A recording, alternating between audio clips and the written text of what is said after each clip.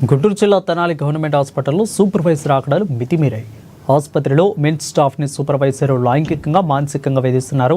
కేవలం దళిత మహిళల టార్గెట్గా వేధింపులకు గురిచేస్తున్న సమస్యను పరిష్కరించాల్సింది పోయి సీనియర్ డాక్టర్స్ వత్తాసు పలుకుతుండగా ఆసుపత్రి ఉన్నతాధికారులు చోద్యం చూస్తున్నారు.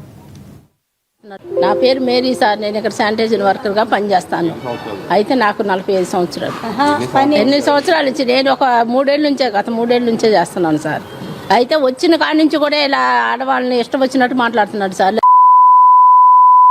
ఏంటి అని చెప్పి చేతులుగా అసలు ఇష్టం వచ్చినట్టు మాట్లాడతారు సార్. వాటికి ఇష్టపడ్డ వాళ్ళు మెలకొండ ఉంటున్నారు ఆయనతో.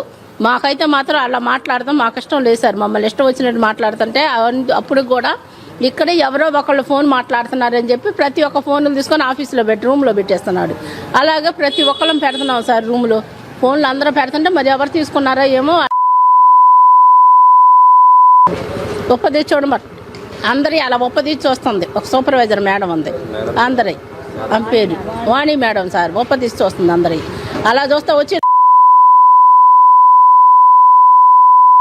నువ్వు వాడదానివి కాదా అని నేను అడిగాను సార్. వాడదానివి కదా నువ్వు అని చెప్పి అడిగాను.